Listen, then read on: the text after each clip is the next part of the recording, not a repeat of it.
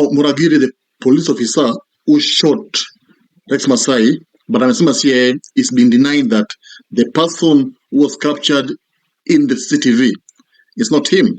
Yet ukimwangalia, this is the person, because even from the birthmark na kila kitu, this is the person. But amekata. Now, today in court there was drama because a journalist who actually took photos of Muragiri plus videos went to the court akasema this is the person who actually shot Rex Masai. As he was getting into the car, he shot tear gas to the direction where the journalists were. And she said that she was there paka time ya shooting. No. Alichukua picha kila kitu. And now, this is going to be a turning point for case because this evidence is so strong. There's no way Muragiri will deny that was the person who's in court. Anasema CIA, anasema the person who was captured is not him. But now, there's no coincidence.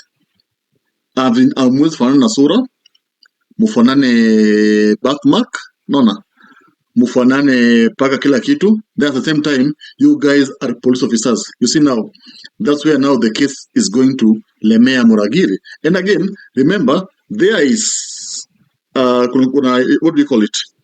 There's something that he was wearing, and it bore the name Muragiri. And of course, this was also captured by the journalist. So you see now, this is strong evidence that this guy cannot deny.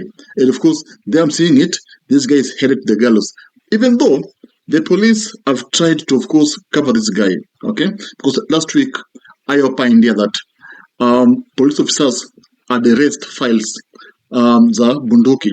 And they were trying to hide the gun that this guy was given at the time of, the protest. Because remember, kukuna protest, police wakenda kazini, wanapewa bunduki, and that gun is being registered. So umetoka na bunduki fulani. But in this case, these policemen were trying to, of course, hide or delete the files za bunduki zenye walipea Muragiri as a way of trying, to prevent him akuwe linked na hiyo case. So, of course, the government is pursuing this case. Of course, Rex Masai's family is pursuing this case, and they want Muragiri to pay for it.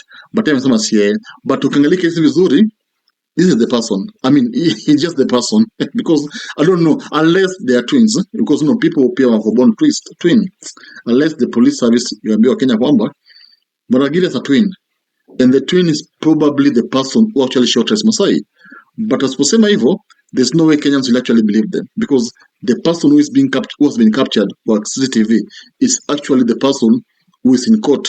And even from the way the case is being run, you just know that the person who is in court is the person who actually shot Rex Masai. And of course, it is unfortunate that these live bullets were used to people who are defenseless and armless. Now, remember, the government is the one encouraging police to do this. And the government is going to do anything possible in their power to actually stop any, persecution. Persecution, ya watu. Yeah, they will stop it because they are the ones who are actually telling policemen to actually shoot at the protesters. And remember, the president was heard in public, screaming, telling police to shoot protesters. Even the Minister of Interior, the CS, Murkomen, said the same thing. So that's what I'm saying. This case is taking a shocking twist. So do you think Muragiri is going to be sacrificed? Because you can be sacrificed also. The government inatumia na nakudump. Do you think Muragiri was used and now he's being dumped? Do you think he's headed to the gallows? And do you think the government will come and, of course, defend him and say, no, the person who actually shot Rex Masai is not the person before the court? I mean, tell me in the comment section. Adios. If you love politics, then Dr. Politica is your cup of tea. The place for minds that think. If you are watching this from anywhere else, search the name, hit subscribe, and stay sharp with us.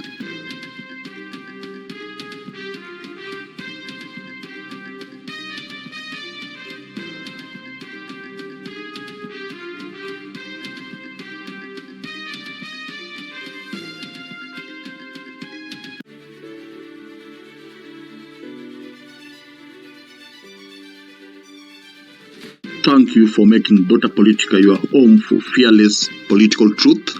Every view, every like, every share fuels the fire behind the hours of research, filming, and editing we pour into each episode. By showing up consistently, you don't just support a channel, you empower a voice. In a world ruled by headlines, spin, and power games, you remind us that real people still care about real facts. We are here to inform, inspire, and ignite critical thinking, not just for today, but for generations to come.